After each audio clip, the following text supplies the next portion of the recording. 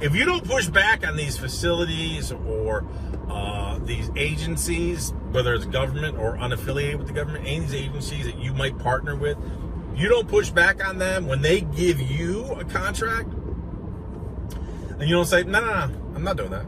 Oh, coming out of the gate, here's a little tidbit. For all you White Walker advisors, you don't know your ASS from a hole in the ground, but let's act like you do for 5 seconds. All of these facilities, they're all going to try to get you into net 60. They're all going to try to get you into net 60. So you White Walker advisors, here's a little tidbit so you can try to look smart in front of all your freebie White Walkers there on your fake book groups and all that stuff. Okay, all these facilities, all these agencies are going to try to go net 60. Well, let me ask yourself this. Do they pay their employees net 60? No. They pay them once a week, at the latest every other week. If it's a regular laborer, they get paid once a week. If it's administrative staff, typically they're going to get paid twice a month.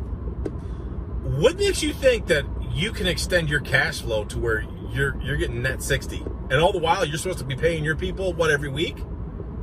How does that work for you? You're paying, you the facility or agency who's trying to mandate that you're going to pay me net 60 through this contract. And most people, okay, yes, master, they'll take it. You agreed to net 60. Are they paying their employees net 60? No. Are they paying their food service vendors net 60? Heck no. A lot of those food vendors, they mandate net 15. A lot of those food vendors, they go net 15, and they got to pay it because they need to keep that moving. Their utility bill to keep the lights on in the nursing facilities. You think they go net 60 paying those bills? No, they go net 30. How about the corporate cell phones? I'm just naming on a couple examples. Pick any example you want. Corporate cell phones. You think they're going to pay net 60 on those? No. At most, those are net 30. So what makes you think that you are any less deserving? Well, you got to understand, Joel, we only got one vehicle. We only got two. We only have 3 vehicles. We only got 5. So what? I can't afford the groceries. I can't afford your gas. It's Biden inflation across the nation. 81 million votes my ass. Hey, 81 million votes my ass. Hello, everyone. It's Joel Davis with United Medical Transportation Providers Group. You are thebroker.com and Home Care Access. And are you ready for another Roadside Chat? I pulled over to read the submission because I just had a phone call with someone unrelated to NEMT, and they were talking about the prospects of starting a medical transportation business. And like so many other people, probably one of the most common questions we get is starting or investing in a non-emergency medical transportation business still a good opportunity? So it's easy for me to come on here and, like in my previous videos, share success stories. In September, we closed working with a seller, closed for 3.25 milli. Got one coming up at the end of December, slightly less than $1 million, but I was working with that buyer, developed a good relationship with the seller as well, so that's awesome. But hey, slightly under $1 million, but that's a great win for everybody. But hey, rather than sharing those type of experiences, let me give it to you from somebody who, I don't know this person. I don't know if they've signed up for one-on-one yet, because I think this just came in recently. But she, along with her information, she submitted the following message. She says, and you got to bear with me because I'm scrolling on my phone. She said, I am an RN interested in the process of starting my own home health agency. Awesome. Looking to branch my services and include transportation for patients. Outstanding. I work in the emergency department as a travel RN, and transportation is a huge issue. You don't say. There is high volume of patients who need transportation once discharged, but there is a limited amount of transportation companies available. I wonder if there's an opportunity brewing here. This creates another issue where patients wait long hours to even days in an ER due to this uneven ratio of service availability versus need. So true. I also experience patients who miss important doctor appointments due to the lack of transportation services or due to issues with companies not showing up for their rides requested. See it every day, all day long. That's why I'm so involved in working, structuring, editing contracts and service agreements, because it's like we are just inundated with work. Our transportation providers are, and we help write and draft and structure all those agreements. I've experienced this issue at every hospital I've worked. Now, I don't know how large of an area you're covering or where you're located, but yeah, you see that too. Because of my experiences, I want to make a difference and help improve this problem by offering transportation within my agency. Awesome. So, kudos to you for multiple reasons.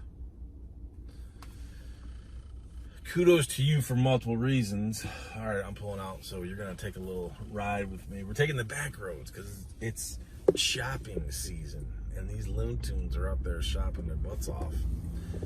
And this 21-year-old Olympic athlete needs to avoid the traffic. So,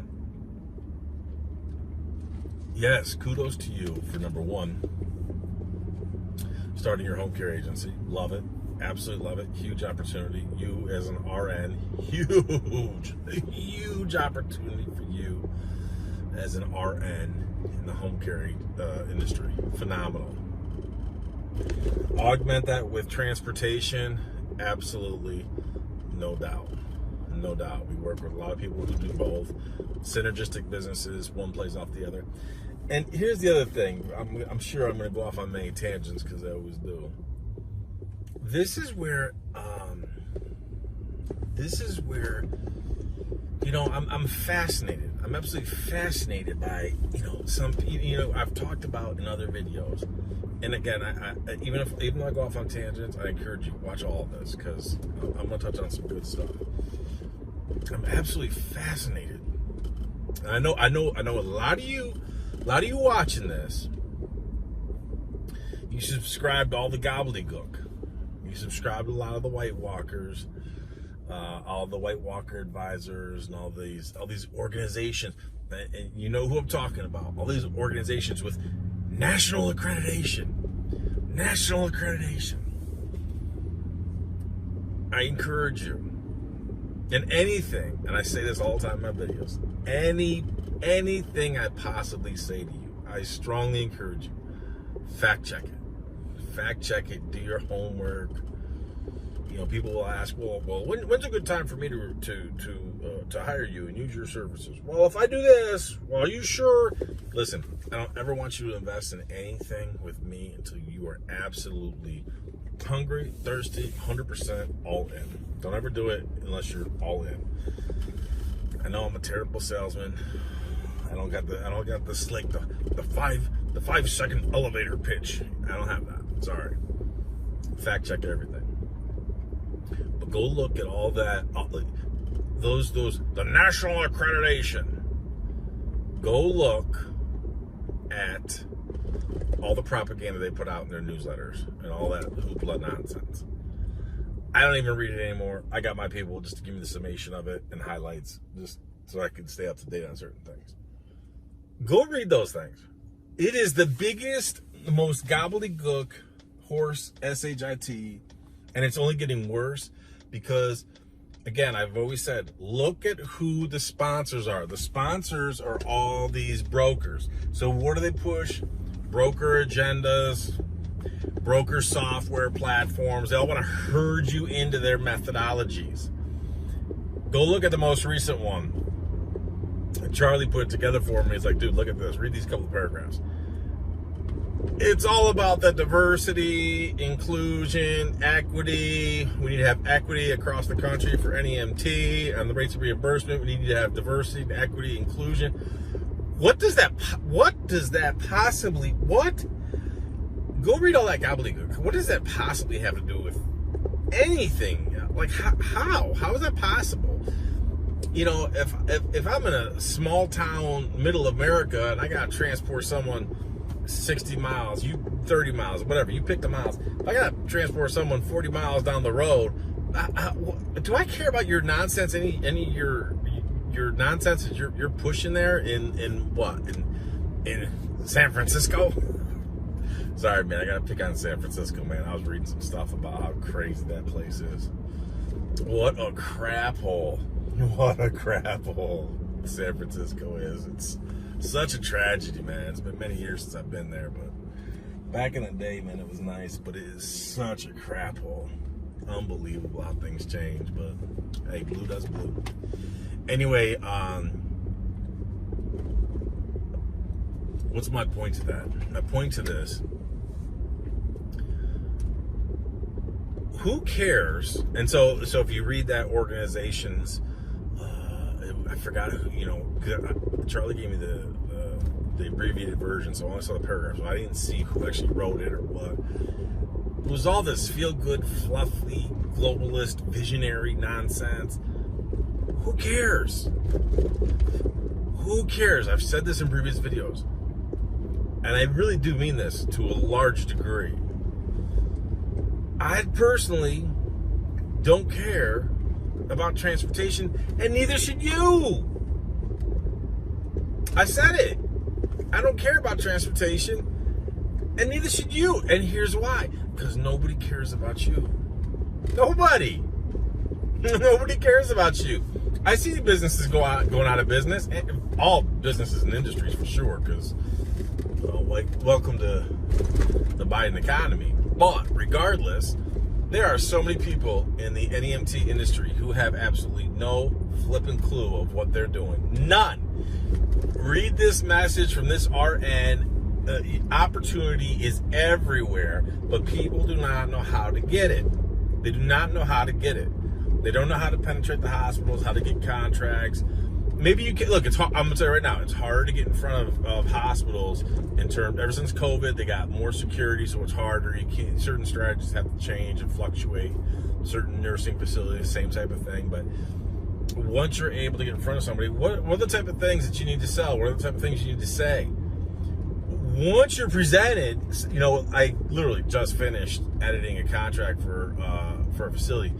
The executive director asked us, for my client provider, to present them with an agreement. We did. Boom. A good one. A couple days later, he said, I apologize, corporate. They're saying they got to use their contract. Okay, that's cool. I got no problem with that, but I'm going to edit the heck out of it because I'm not going to agree to everything. Sure enough, boom, we get that. Boom, I splice it, go through. No, I'm not going to agree to that. Here's why. Blah, blah, blah, blah. So it's not just a matter of being able to get in front of somebody. Once you're in front of them, what are you selling? Do you have the right type of capacity to meet their need? If they ask you if they do want to move forward, they do like you, they do want to move forward with an agreement, you know how to put together a real agreement where you're not going to be laughed out of the building? If they put an agreement together, how are you going to edit it? Do you even know? Are you just going to, okay, I'll do it. Okay, I'll do it. It's insanity. Again, I reiterate, I don't care about transportation. You shouldn't either, because no one cares about you. Let's go back to that business that we closed down for $3.25 million. I was working with them since 2019. When I started working with them, 100% Medicaid broker work. All of it was Medicaid broker work. Over the last 4+ years, we were able to transition that. We got them down to around the ballpark of 18% was broker work. And of that Medicaid broker work, we were operating out of network. The rest of it was all direct pay, contracted work. Of all those contracts that we prepared, of all those relationships that our client provider built and all that kind of stuff, the prospective buyer. How many times do you think we were presented with, oh, well, I don't know. I don't think we could sign this agreement. Your drivers, I don't see that they're associated with this national accreditation. Because there is none.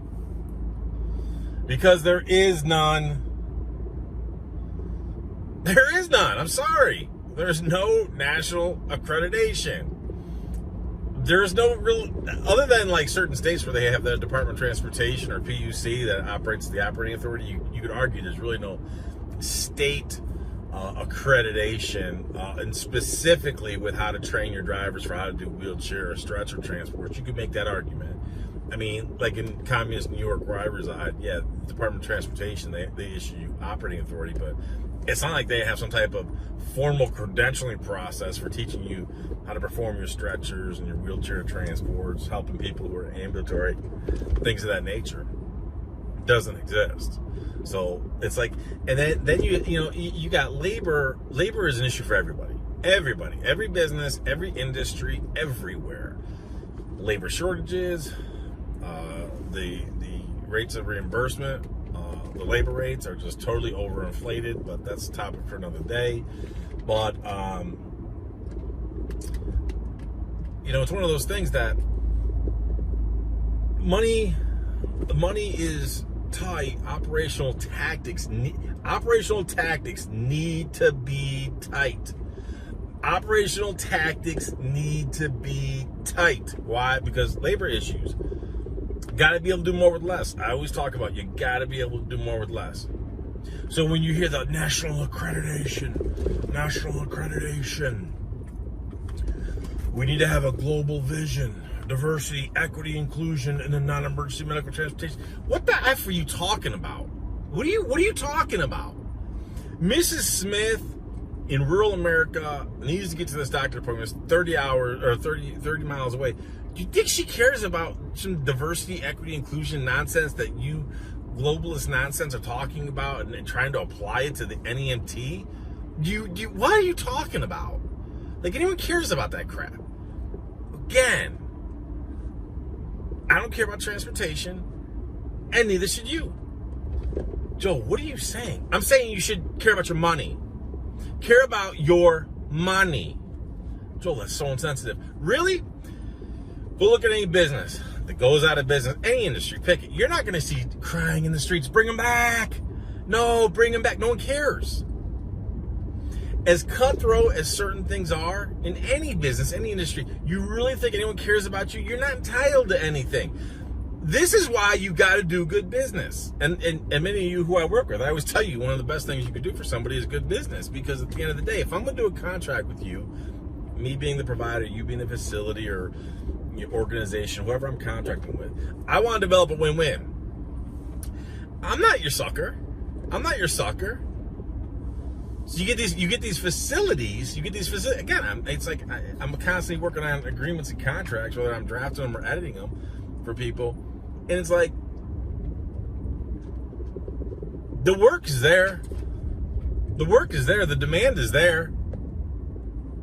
Now every area is different. Let's play it straight. Every single area is different. If you got a lot of those little independent gypsy services nipping at your heels, always undercutting you, no doubt they make it harder for you because they're always undercutting you. And you're going to get these facilities that, or these agencies or whoever you're partnering with who want an agreement. Hey, if you want to shop on price. But like that girl said, that RN said, the horror stories that anything you've seen, magnify it by 10 because we've seen it. Why was that? And we're talking, 20 years ago when I did my first big contract with UHS? When I did my first big contract, 20 years ago, I was able to, it was almost like the same type of message. My competitors never could have pulled off the contract that I pulled off. Ever. They couldn't manage their way out of a paper bag because they're low rent, stupid POSs. So I was able to literally show the hospital how much money they're going to save by paying me directly, by ensuring that we're there, we're prompt, we're on time, we're turning over these beds. You don't have to wait. especially in the ERs. You're not going to have people sitting around clocking your ERs overnight, having to wait till the next morning when Joe Slappy service opens up at 8 o'clock or something like that. No, we're going to get that. Now, you're going to pay a premium. You're paying a premium for it, and I'm going to win. But you win, too, because guess what? We're turning over the bed. I'm going to win because you're paying me a premium, and you're going to win because I'm turning over the bed. I'm turning over the bed for you. It's a win-win situation. When I could do win-wins, everyone's happy, and we make money. And this is why the average slappy in the NEMT industry is never going to do it. Never going to do it. I got to sign with a broker. People still kind of, do you have a number for motive care? Go F yourself, man. It's like, yeah, we don't monitor that nonsense. We don't do we're not low rent sweepers. We don't care about that stuff. So you get these guys who get in business. I mean, so here's the deal. I'm jumping all over the place. I know. I apologize, but I really don't. If you've been watching my videos, y'all know that we brought on a new team member, great dude, Scott, great dude. And we brought him on because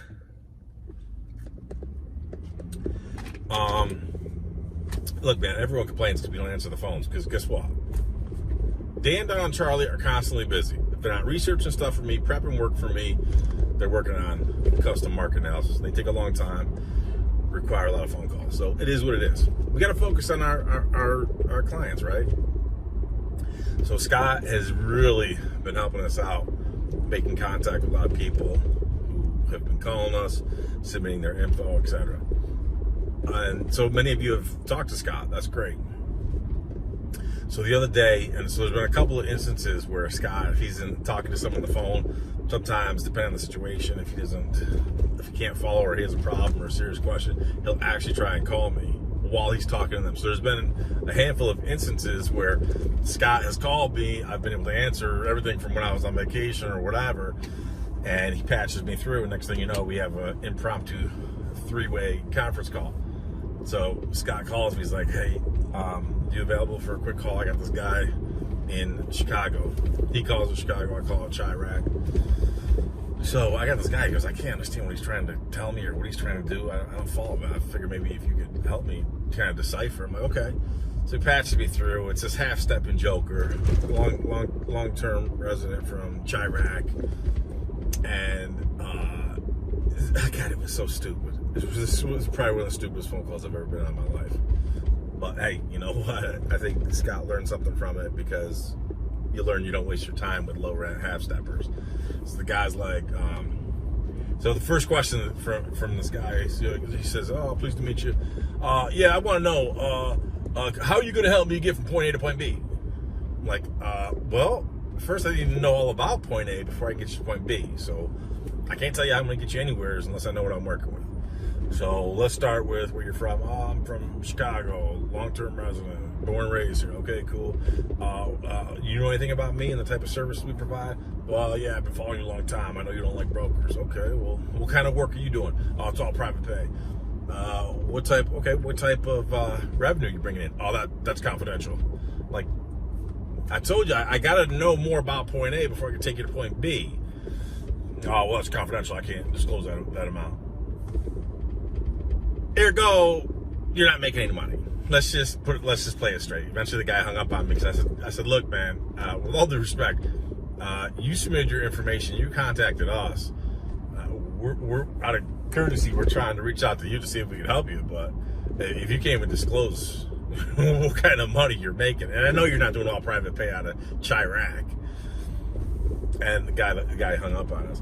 But it's like, my point is, this is why, this is the type of people, this is why you could read this message from this RN, and the place is just dripping with opportunity, but you don't have adequate supply. You don't have adequate supply to meet the demand. And I've talked about in previous videos how, look, you got to be honest. You got to be honest. When it comes to NEMT, you could sometimes argue the same for home care, whatever. And other services too, but you know, you go to these places, these facilities, a lot of these doctors, and they look down on you. They just look at you like you're a rare cabbie. Well, part of that misconception is because, honestly, I gotta play it straight. I'm gonna be honest with you here. You can choose to take offense to it if you want to. There are some stupid mofos in this industry. It is so flush with stupidity. It is so flush with three-tooth wonders and absolute just stupid people who don't know what they're doing and they can't work their way out of a paper bag. Case in point, the guy from Chirac who called us and, that's confidential. It's confidential. Do it on private pay, it's confidential. Dude, if you've been watching me for any period of time, you can see I don't share anyone's confidential information. So if you're worried about that, that was not an issue. But basically, if you read between the lines, the guy's not making any money, and he was just wasting his flip of time.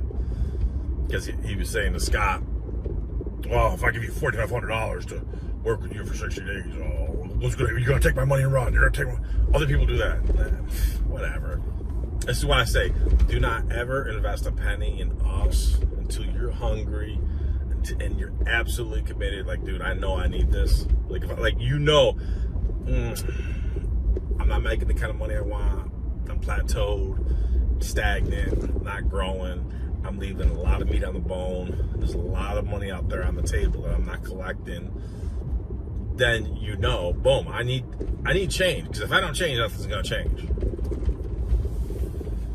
So going back to our RN, beautiful, absolutely beautiful. If you're an RN, you have such a major play. You have such a major play and so much to leverage as an RN in the home care industry. Boom, done. Such a major play, and you're gonna see how we're gonna exploit that play. And then you augment that with transportation. Beautiful. It's a beautiful 1-2 punch. So where I was going originally with all this is, read all this globalist woke nonsense of diversity, equity, and inclusion that they're going to try to push into the NEMT industry through the national accreditation. The national accreditation, because we need nationalization, because Mrs. Smith in small town America, who's got to travel 30 miles to get to her dialysis appointment, because she's worried about that. because if we have more diversity, equity, and inclusion, that's going to solve her problem, and it's going to get her there quicker, better, safer, more cost effective, whatever. Because that's really going to translate to success for everybody. But this is why I say, when you read this stuff that's authored by people, and I've mocked it before in my previous videos, and you see people, I've been in the industry for 30 years. Why? You're a loser. Oh, I've been doing this for 50 years. You're a loser. Boom, I said it. I had one lady not too long ago. Well, if you're in the transportation business, why don't you still have your transportation business? How many years was I supposed to do it for? How many years was I supposed to do it for? Tell me that. How many years was I supposed to do it for? Was I going to be an 85-year-old guy transporting 85-year-old patients? No. How long was I supposed to do it for? This is about your money, because nobody cares about you. Nobody cares about you. That's a fact. What's it about? Look, I've made it abundantly clear. I'm a biblical capitalist. God comes first, then your spouse, then your kiddies, then your business. And it just so happens that business funds the whole show. So this is about, the clock is ticking. Tick-tock, mofo. The clock is ticking. And you got to make money so you can enjoy life, liberty, and the pursuit of happiness with your friends, family, loved one. I saw something not too long ago. I'm almost positive it was YouTube. It was one of them like shorts or something like that. You know, it's one of those things that populate in your queue or whatever. I'm almost positive it was YouTube. And it was some motivational, fluffy speaker type of stuff that I just absolutely hate. I hate all that rah-rah crap. I always have. It's like when I played football, it's like, dude, don't ever touch my helmet. Don't touch my flipping helmet. I couldn't stand people before games, and they get all crazy. They start slapping people in the head. dude, don't touch my freaking helmet. And guys on my team knew, don't touch my freaking helmet. I'm gonna have to jack your SHIT up. Don't hit my head. I'll do enough head hitting on the field. I'm not into all your cheering nonsense. It's all fake, phony crap. It's all short-lived. Slow and steady wins the race. Get hyped up, but stay focused. I don't have time for the ups and downs, the highs and lows. Same thing. It's amazing how the same thing applies to business for me. That's why I always say I play the long game. So anyway, I see this little short, and the guy's, all this rah-rah nonsense, and he's saying, every time you wake up every day, you gotta act, you gotta pursue business like you have no options. What? What do you speak of? Dude, I do what I do. I did what I did. I stacked what I stacked specifically to give me options. Oh, you gotta work hard like you have no options yet. No. I flipping want options. I want options. I want money. I want the freedom, the flexibility. I want FU time, FU money. I want options. And you should want the same. What does this have to do with NEMT, Joel? Everything. Everything. From how you structure your business, how you structure your contracts, the type of business you go after, the type of sources of revenue within your NEMT business and your home care. It's amazing. It's amazing how people will contact us. They've engaged us. We've talked to them either on the phone, through email 1,000,001 times, and then it's like they still just they don't take action. Well, I need to see a contract. I need to see a contract. What do you want a contract? What do you want a contract for? What is it you need a contract for? Do you want a one-size-fits-all contract that if you work with us one-on-one, you want a one-size-fits-all contract that's basically worth its same thing as toilet paper? Because let's say you're working with us for an NEMT and it's $4,500 or home care and it's $8,000. Are you gonna sue anybody? No, you're not. You're not gonna go retain just to retain an attorney. Just coming out of the gate to retain an attorney, you know it's $5,000. You know that. That's before they even start work. So then the money starts racking from there. So what do you want? You want some fluffy piece of paper that's going to guarantee you what? Because you're never going to take legal action, A. B, if you're not comfortable with us beforehand, you're not going to be comfortable with us after. So you shouldn't waste your time, money, and effort anyways.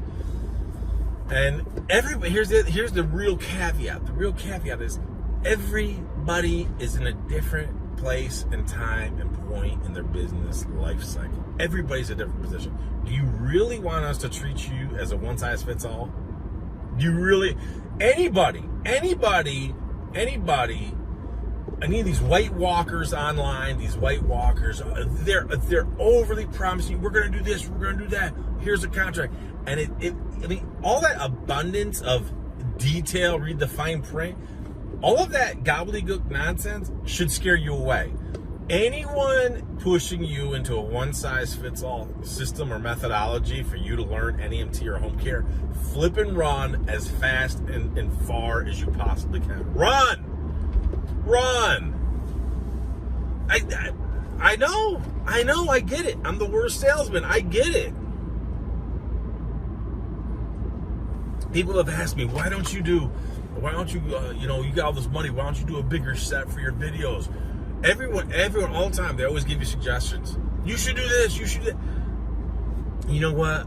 My team and I are swamped as it is, A, and B, the reason why we're swamped is because God has blessed us where all we got to do is help people. I always say, we got to get people to green, get them to making money, change the methodology, give them a better opportunity, educate them.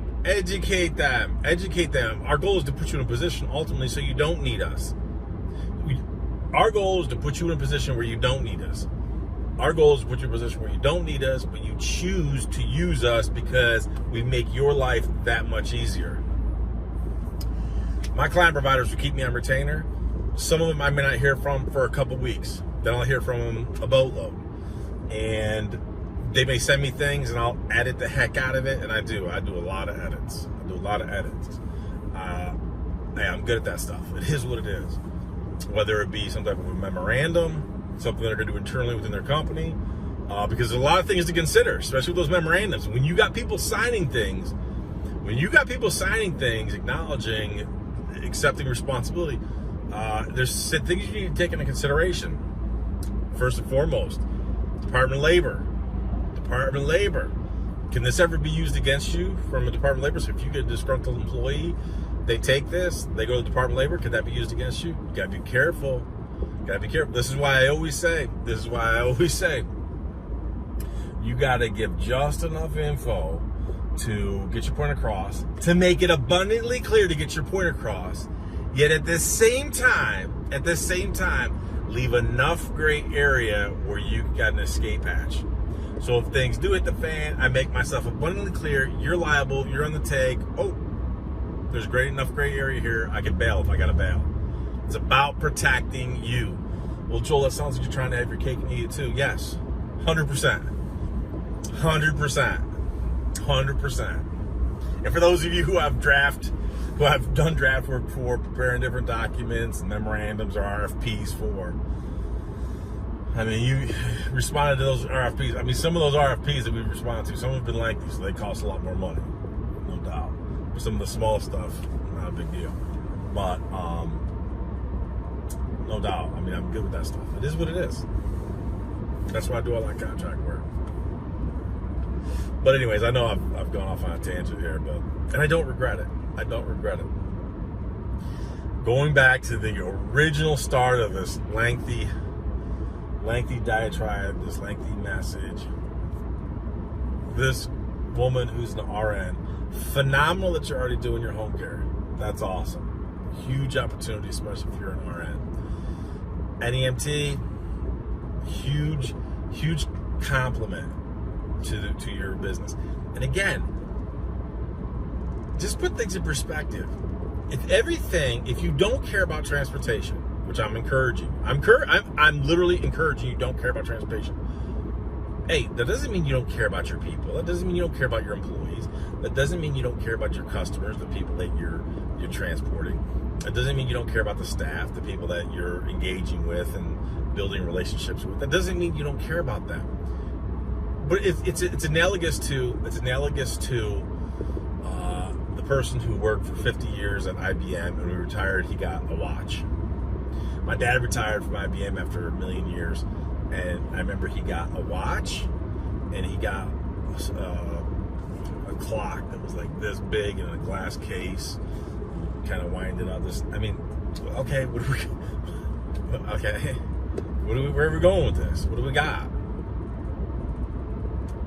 No one cares about you. No one cares about your money other than you. I had about 2 weeks ago.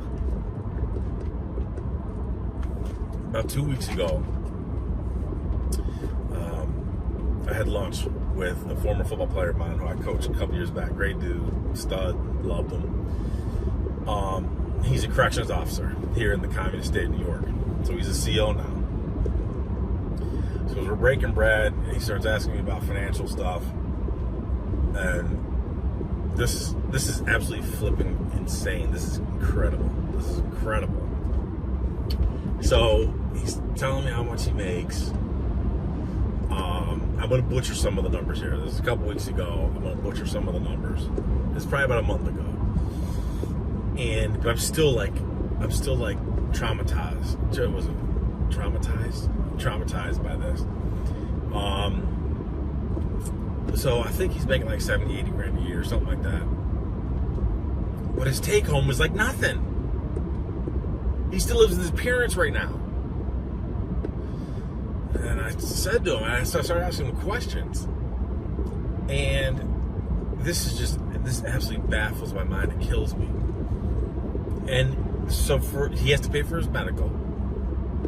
Obviously it's state, but they pay medical, but you gotta pay a certain amount, right? So, okay, you're paying medical, you're paying this, you're paying that. And the amount that he pays for the union dues mixed in with whatever else, I'll forget the name, I'll butcher, whatever. But it was something absolutely flipping insane. It was flipping insane. It was something like between $1,800 and $1,900 a month. So off the top, with the money he makes, boom, he loses that money, and it goes to this and it goes to that, and it covers the union dues and whatever, the state retirement plan.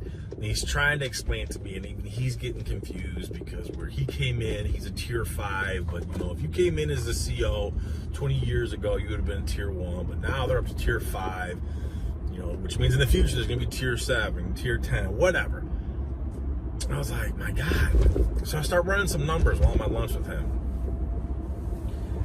I was like, dude, so if you do this for 30 years until you retire, maybe I ran it off 25. I think I ran it off 25 years. Because he could, I said, well, how long you got to do this nonsense for? He's like, I can retire at 25, but if you go to 30, it was something like if you retire at 25, you get 50% of your pay, your highest. They take the highest 3, average it, you get 50%. But if you go 30 years rather than 50%, you get 52%. Or something. It was so. So, anyways, I'm running these numbers. I'm like, let me get this straight. So while you're there for the next 25 years, you're gonna pay. And I did the math, and it was like literally almost $500,000. So over 25 years paying this, let's say for easy math, we're saying $2,000. So for the next 25 years, you're going to give them $2,000 a month. And this is for your retirement benefits, that when you retire, you're going to get 50%.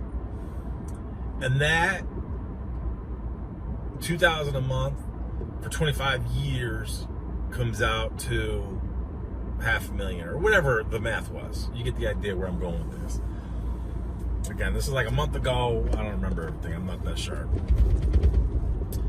I'm running these numbers. I pull out my phone, pull out the calculator on my phone. I'm running numbers. I'm like, dude, do you realize you're going to be giving them $500,000 over the next 25 years?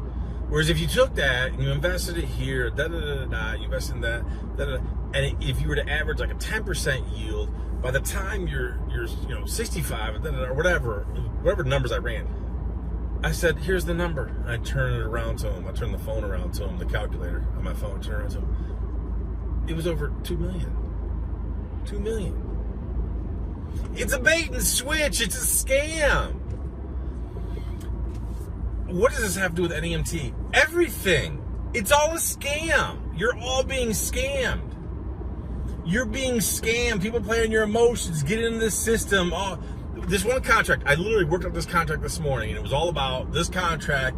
I mean, it was going to mandate this transportation provider was going to be compliant with Medicare, which they're not, because it has nothing to do with NEMT, Medicare and Medicaid. They're going to jack up the insurance premiums to double what was required by the state and what we already are insured for. So we're going to have to pay more for our insurance. Dude, F you. Part of the contract was for what anything the facility does not pay, it's gonna, or anything that the facility will pay, it will revert to the Medicaid rates. So whatever Medicaid's paying, this facility is gonna, their Bible is gonna be Medicaid rates. F you! F you! It's just incredible. And so people go into these situations with well intentions. I'll give everyone the benefit of the doubt. You're starting your NEMT business because like this RN, she sees the need. She really wants to help these people. Love it. Love it. Love it. But what she's going to realize one day, if you don't take care of your money, you don't take care of your business, no one else will. And when you do leave, whether you're either going to die, pass it on to someone like an heir or something like that, you're either going to go bankrupt or go out of business, close the doors, you're not making money, or you're going to sell to multiple. Those are the 4 options. Those are the 4 options. And when either of those 4 options happen, no one cares. No one cares.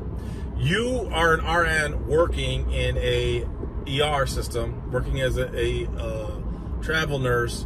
You see it all. They come and go. No one's going to care. We'll call your business ABC home care agency, ABC Transportation. ABC Transportation, if you go on to that Medicaid broker plantation, you start sharecropping for them, and you don't make money. When you do go out of business, and you will go out of business because you ain't gonna have anything to sell for multiple. You will not have anything to sell for multiple. No one's gonna care. You won't even get a watch. You won't get a watch, and you won't get a clock. Ain't gonna happen. If you don't push back with ABC nursing facility, ABC home care agency, or ABC transportation, if you don't push back on these facilities or these agencies, whether it's government or unaffiliated with the government, any of these agencies that you might partner with, you don't push back on them when they give you a contract, and you don't say, no, I'm not doing that. Oh, coming out of the gate, here's a little tidbit. For all you White Walker advisors, you don't know your ASS from a hole in the ground, but let's act like you do for 5 seconds. All of these facilities, they're all going to try to get you into net 60. They're all going to try to get you into net 60. So you White Walker advisors, here's a little tidbit so you can try to look smart in front of all your freebie White Walkers there on your fake book groups and all that stuff. Okay, all these facilities, all these agencies are going to try to go net 60. Well, let me ask yourself this. Do they pay their employees net 60? No. They pay them once a week, at the latest every other week. If it's a regular laborer, they get paid once a week.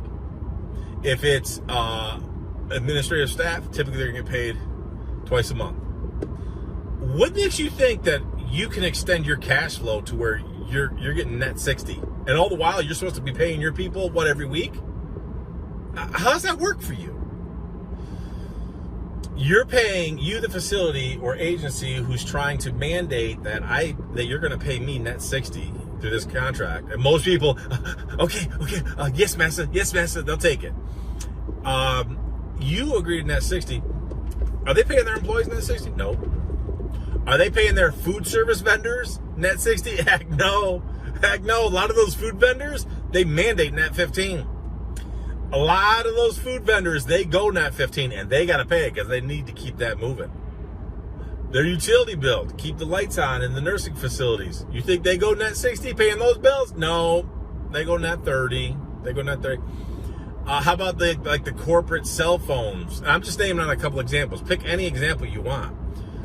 Corporate cell phones. You think they're going to pay net 60 on those? No. At most, those are net 30. So what makes you think that you are any less deserving? Well, you got to understand, Joel, we only got one vehicle. We only got two. We only got 3 vehicles. We only got 5. So what? Are you any less of importance? Do you bring any less value? No. You got to know how to push back and when to push back. And sometimes you got to throw it on the gauntlet and you push back hard. And that's where when we're working with you, you always play, and everyone who I work with and all those who keep us libertarian, whenever our dynamic is this: you're the good cop, I'm the bad cop. You're good guy, I'm bad guy. It's always, well, I'd love to help you, but I gotta check with my CFO first. And who's your CFO? It's the mean, tyrannical, sexy, international, bald, 21-year-old Olympic athlete. Fact. So you let me be the bad guy when it comes to all the negotiations and the hard press stuff. You always make yourself look like the good guy, and I want you in that position. You're on the front lines. That you always, be the peacemaker. All that kind of stuff. But when we throw down the gauntlet, you stick with it. You gotta stick with it. So, well, listen. I am coming up. I'm actually meeting my wifey and kitties here at a restaurant here. I'm coming up on it here in a second. So I'm going to go in and enjoy some din with them. So I would say I apologize for this lengthy rant, but I really don't. I do hope you've watched the whole thing. I know I've gone on quite a while, but I think it's worth it because there's a lot of little nuggets that just went through here. And here's the thing I'll mention is, like, I know for a fact, I always talk about the tip of the iceberg. If we got a handful of people asking common questions, it's like the tip of the iceberg. Multiply that by 5, 10. There's that many more people who are looking for it. So asking the same type of questions, have the same type of issues, same type of concerns. So that's why I always say, smart man learns from his own mistakes. We've always heard that, but I've expanded that years ago. Smart man learns from his own mistakes, but a truly wise person learns from the mistakes of someone else. Why? A whole lot easier, a whole lot more cost effective. Save yourself a lot of time, money, effort, and aggravation. When you do, I'll see you at the top. I can't afford the groceries. I can't afford your gas. It's